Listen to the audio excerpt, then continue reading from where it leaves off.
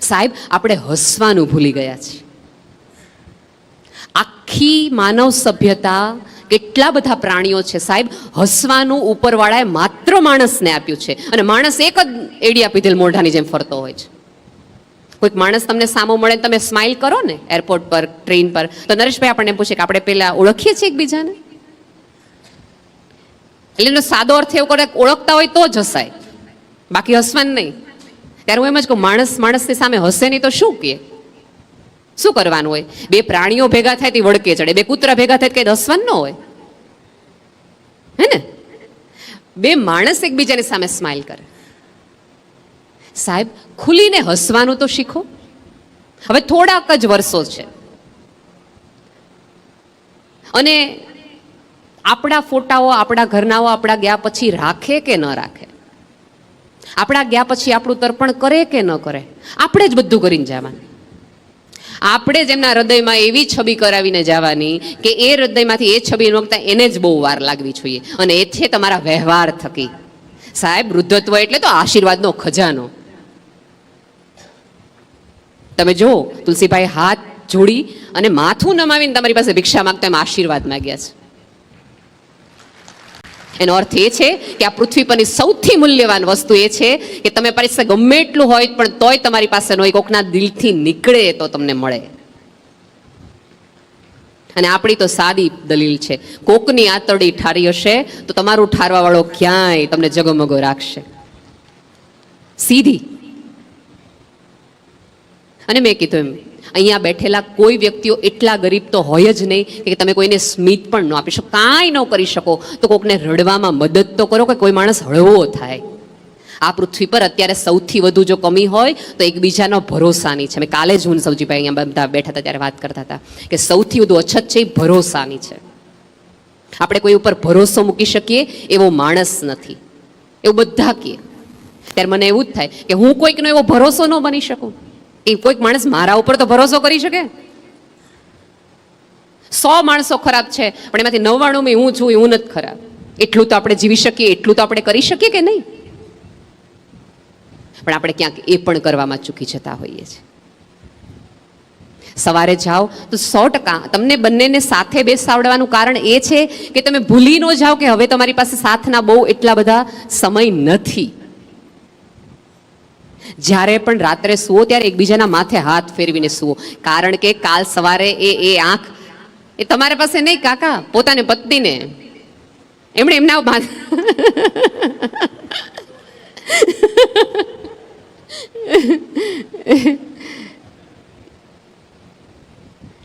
કારણ કે જ્યારે તમારી પાસે તમારું પોતાનું કોઈ હાથ ફેરવવા વાળું નહીં હોય ને તે દિવસે ઉઠવાની મજા નહીં આવે.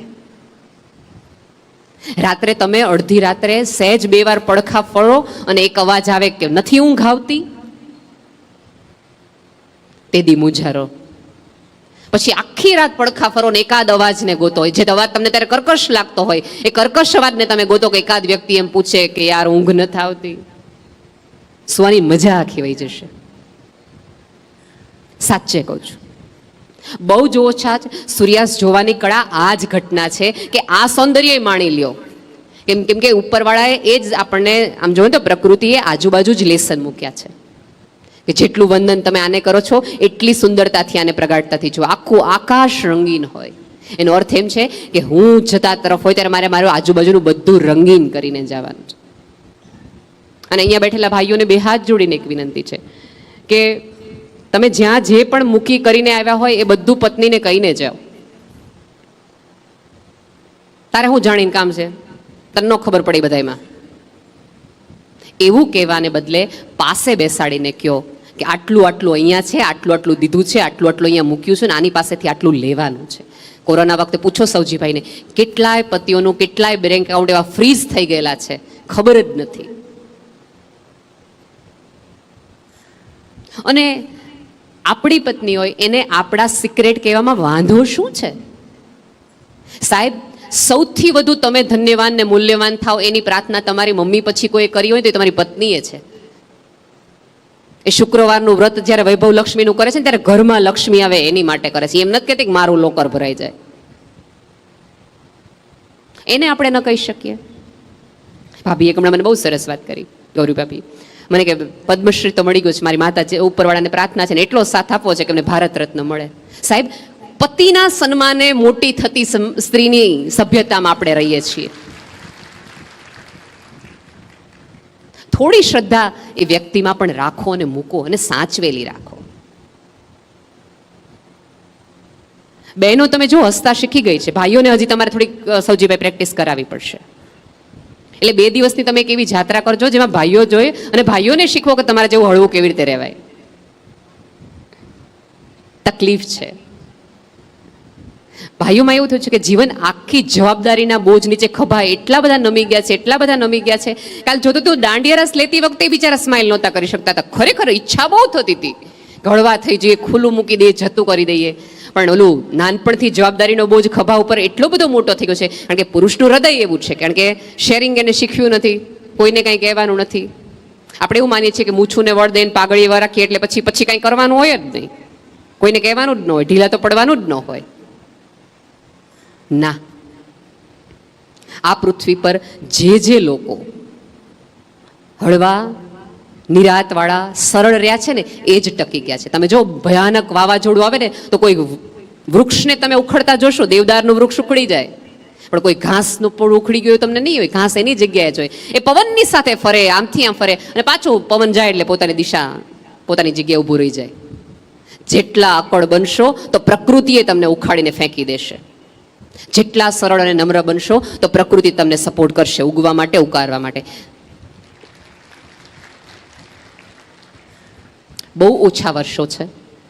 આજુબાજુના લોકોને પ્રેમ કરતા થાવ, આજુબાજુના લોકોને સમજતા થાવ.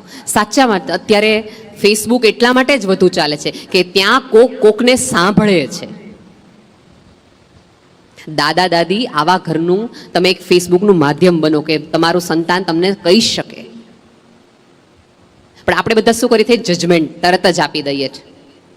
અત્યારની પેઢીને કંઈ ખબર જ નથી પડતી, અમને કંઈ સમજ જ નથી પડતી. સાહેબ, વૃદ્ધત્વ એટલે તો રીલે દોડ કે તમારી જવાબદારી, તમારી સંપત્તિ, તમારી વાડી, તમારી સામાજિક નિસ્બત એકબીજાને પાસ ઓન કરો. કેમ ના આખું ધોળકિયા ફરીવાર આવે છે ત્યારે એની પછીની પેઢીને સાથે લાવે છે. કારણ કે અનકોન્શિયસ માઇન્ડમાં આ દ્રશ્યો જો ઝીલાણા હશે ને તો આવતા દિવસમાં એ પરંપરાની આગળ લઈ જઈશે. આપણે શું કરીએ, તમને બધાને ન ખબર પડે, તમે બધા નાના છો એટલે સંતાનને તમે 90% કિસ્સામાં એવું કહો કે તને ખબર ન પડે કે તું નાનો છો, અને બાકીના કિસ્સામાં એમ કહો તો આવડો મોટો ઢાંઢો થયો તોય તને ખબર નથી પડતી. એટલે એ લોકો બિચારા કન્ફ્યુઝ થઈ જાય, પપ્પા કેવા હું માંગે. એને આ બધા જ કન્ફ્યુઝનમાંથી બહાર લાવો, ખુલ્લા હૃદયે જીવવાનું શરૂ કરો. અને આજે સ્નાન કરો ત્યારે તમારી અંદર રહેલી તમામ પ્રકારની ગાંઠોને આમ જવા દો. બહુ થયું, બહુ જ એટલે બહુ થયું. ક્યાં સુધી આ બધા ઇમોશન, લાગણીઓના કેટલા બધા પ્રવાહોને, રાગને, દ્વેષના પોટલાઓ માથે લઈને ફરવા, એને જતા કરવા જોઈએ. અને આપણે બીજો એવો વિચાર આવતો કે આ ઉંમરે હવે અમારે નવું શું કરવું. કારણ કે તમને એમ થાય બેન તમે કામ કરવાનું કીધું, નવું શું કામ કરું. તો એ માટે જ એક છેલ્લી કથા કહીને મારી વાત પૂરી કરું. કાશ્મીરમાં એક બહુ જ સરસ પાર્ક છે, બહુ જ સુંદર પાર્ક, જ્યાં વિશ્વના બહુ જ બધાના ફૂલો થાય છે.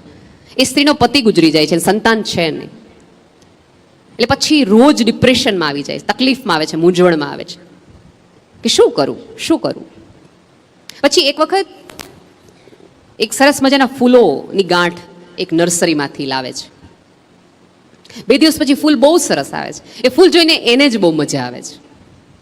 પછી એક 48 વર્ષની સ્ત્રીએ ડિયોડેલ્ફિયા નામની એ ગાંઠ એવી વાવી કે સાહેબ અત્યારે વિશ્વના દરેક પ્રવાસીઓ જ્યારે કાશ્મીર જાય છે ત્યારે બાગ જોવા જાય છે. એક જ સ્ત્રીએ પોતાના જીવનમાં 5 લાખથી વધુ આખા ફૂલોની વાડી ઊભી કરી. અને એ મળે ને ત્યારે બધાને એવું કહે છે કે અમારા સંતાનો છે. અને કેવા કે એને જોઈને લોકોને આનંદમાં હાશકારો થાય, એના રંગો જોઈને લોકોને આનંદ આવે. એકાદ વૃક્ષ વાવો, એક વિચાર સાથે નિસ્બત રાખો. કેટલા સરસ આપણે ત્યાં વેદો છે, એનો અભ્યાસ કરો. સારો માણસ બનવાના છેલ્લા દિવસો છે, ચૂકી ન જતા. ટ્રેન જેમણે કીધું ને ચૂક્યા છે પછી એમને ક્યારેય મળી નથી. આ છેલ્લી વિસલ છે, જ્યારે અને હું તો બહુ જ પ્રેમથી કહેતી હોઉં છું કે પહેલો ધોળો વાળ આવે ને ત્યારે તમને સિગ્નલ ઉપરવાળો આવે કે હવે યુટર્ન. આમ તમે જુઓ ને તો બે તાળા આવે, ખબર છે સૌજી કાકા?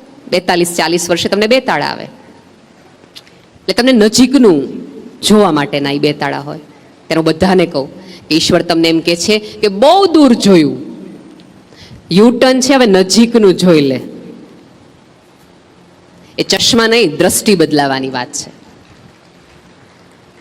અને ઈશ્વરની આ બેંકમાંથી જવાની તમે આખી જુવાની આમ જમા કરાવો ને દોસ્ત, ત્યારે વૃદ્ધત્વ તમને મળે. એ સાહેબી કહેવાય.